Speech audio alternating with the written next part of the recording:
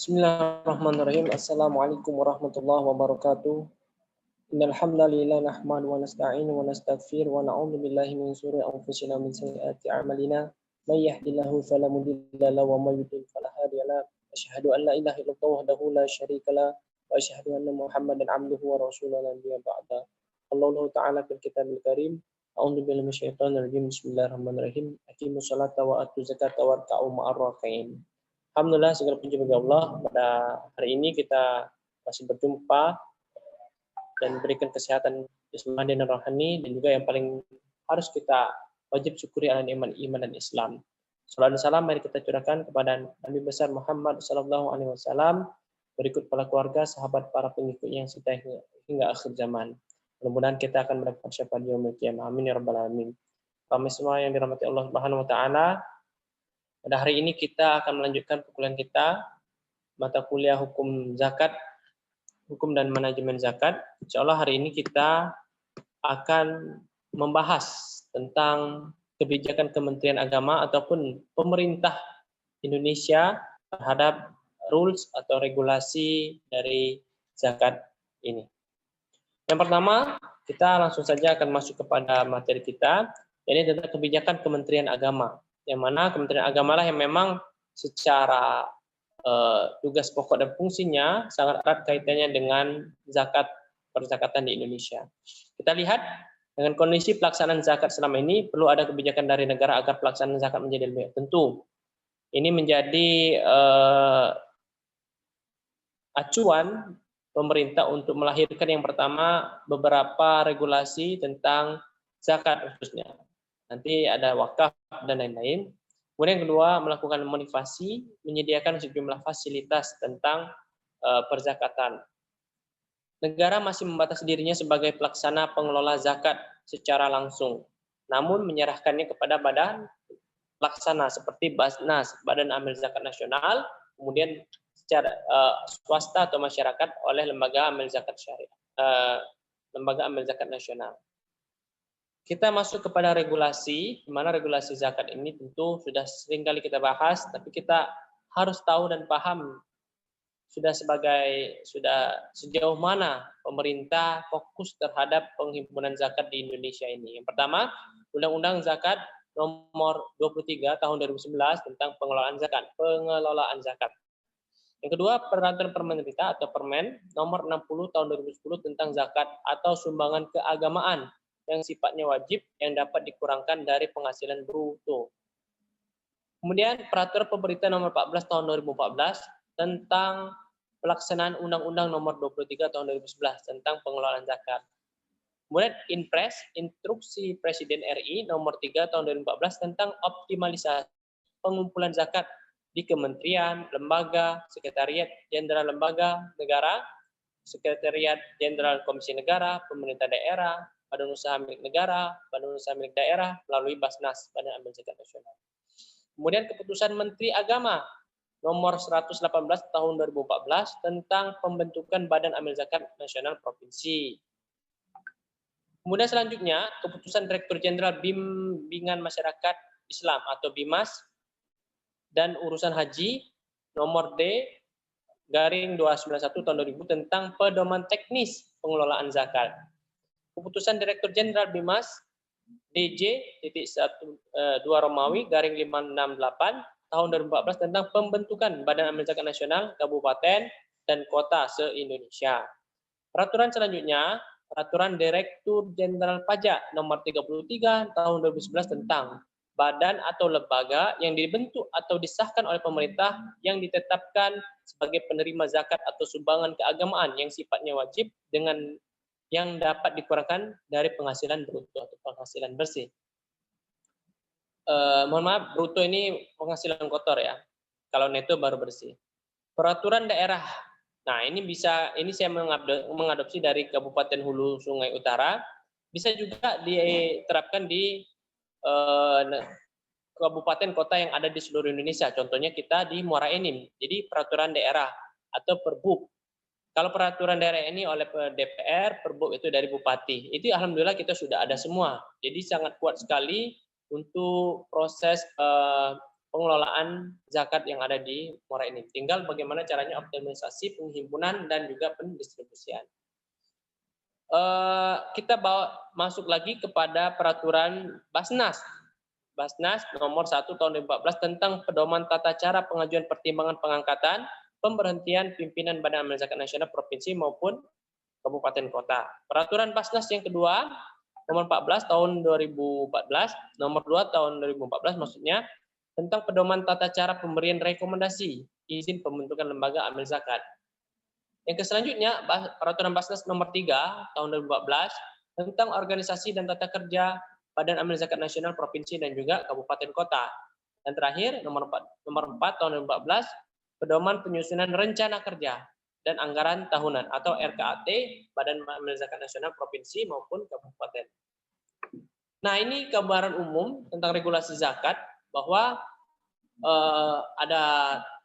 setidaknya ada 6 ya, ada 6 instrumen pengelolaan zakat dengan kegiatan-kegiatannya. Yang pertama adalah planning atau perencanaan, actuating atau pelaksanaan, pengorganisasian dalam, kemudian selanjutnya pengumpulan fundraising, yang selanjutnya pendistribusian distributing, dan pendayagunaan.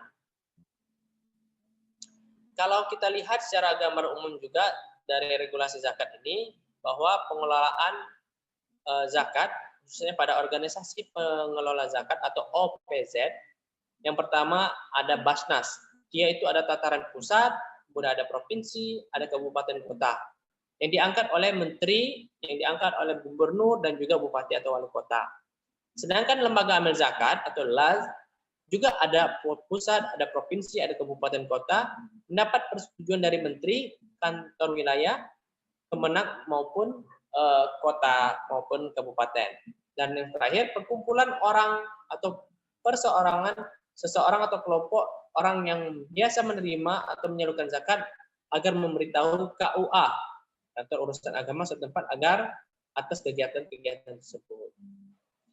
Kemudian selanjutnya pengurus Basnas ditetapkan berdasarkan seleksi oleh gubernur, itu di tataran provinsi. Kalau kabupaten kota oleh bupati atau wali kota. Jumlah pimpinan juga diatur sebanyak 11 orang kalau pusat, kalau misalkan kabupaten kota itu ada 5 orang. Ada pelaksana ataupun petugas Basnas diangkat oleh pimpinan Basnas. Nah, kalau kita lihat merujuk pada Undang-Undang Nomor 23 Tahun 2011, Pasal 11 tentang pimpinan Basnas diatur tentang ketentuan yang sebagai berikut. WNI beragama Islam, bertakwa kepada Allah Subhanahu wa taala, berakhlak mulia, berusia minimal 40 tahun, sehat jasmani dan rohani, tidak menjadi anggota partai, memiliki kompetisi di bidang pengelolaan zakat, tidak pernah dihukum karena melakukan tindak pidana, diutamakan bukan PNS, gitu ya. Kemudian selanjutnya, operasional Basnas dibebankan oleh APBN, APBD atau hak amil. Undang-Undang Nomor 23 Tahun 2011, Pasal 30-31 meliputi hak keuangan pimpinan Basnas, biaya administrasi umum, biaya sosialisasi dan koordinasi berdasarkan PP 14 tahun 2015 pasal ke-69. Pun juga operasional lembaga amil zakat dibebankan pada amil dan lainnya Undang-Undang Nomor 23 tahun 2011 di pasal ke-32.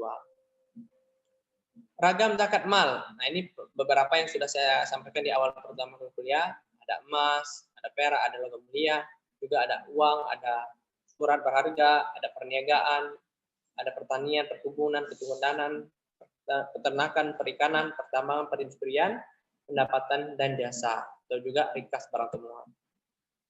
Kembali kita kepada regulasi tadi, zakat dibayarkan pada organisasi pengelola zakat resmi dapat dijadikan sebagai pengurang dari penghasilan bruto PP 60 tahun 2010. Badan atau lembaga pengelola zakat resmi antara lain Basnas, lembaga zakat. Contoh, ada dompet duafa, ada dompet penduduk umat Darut Tauhid yang sekarang sudah berubah menjadi Tauhid, Darut Tauhid Peduli. Kemudian Yayasan Rumah Zakat, Lazis Muhammadiyah, Lazis NU, Lazis IPI, dan lain-lain sesuai dengan peraturan Dirjen Pajak 33 tahun 2011. Dan juga menyangkut tentang pendayagunaan dana zakat itu untuk membantu kebutuhan dasar mustahik, itu untuk konsumtif. Sedangkan yang produktif untuk membantu usaha produktif dalam rangka penanganan fakir miskin dan peningkatan kualitas umat dari segi ekonomi. Nah, pelaporan, untuk segi pelaporan Undang-Undang Nomor 23 Tahun 2011 Pasal 29 bahwa Basnas Pusat wajib menyampaikan laporan pelaksanaan pengelolaan zakat kepada Menteri secara berkala. Kemudian Basnas Provinsi wajib menyampaikan laporan pelaksanaan pengelolaan zakat pada Basnas dan pemerintah daerah secara berkala, pun juga di kabupaten. Begitupun juga lembaga amil zakat. Pembinaan dan pengawasan dibina dan diawasi oleh kementerian, dan di bawahnya ada baik itu provinsi, kabupaten maupun kota, pun juga oleh lembaga eksekutif, gubernur, bupati, dan wali kota. Nah, ini adalah pun sanksi-sanksi ketika memang ada pelanggaran-pelanggaran, sanksi administratif, pasal 36, peringatan tertulis, kemudian penghentian sementara, dan juga pencabutan izin. Selanjutnya larangan pada pasal 37 dan 38 melakukan tindakan memiliki, menjaminkan, menghibahkan, menjual, atau mengalihkan zakat, infak, sedekah, dana sosial ke agama lainnya yang ada di dalam pengelolaannya. Dengan sengaja bertindak selaku amil zakat, melakukan pengumpulan, distribusi, pendayagunaan zakat tanpa seizin pejabat yang berwenang. Nah, ini beberapa konsekuensi kalau kita melanggar peraturan. Adapun ketentuan pidananya 500, ini banyak sekali ya, bisa 500 juta, bisa 500 miliar ya, 500 juta dengan. Ini 500 juta pada pasal 25 sesuai dengan syariat Islam dipidana paling lama 5 tahun atau denda 500 juta. Melanggar ketentuan pada dalam pasal 37 sama. Dan juga terakhir melanggar ketentuan dalam pasal 38 amil ilegal itu terkena denda 50 juta atau kurungan penjara selama 1 tahun. Ini motif termasuk zakat, ini sudah masuk, sudah pertemuan sebelumnya.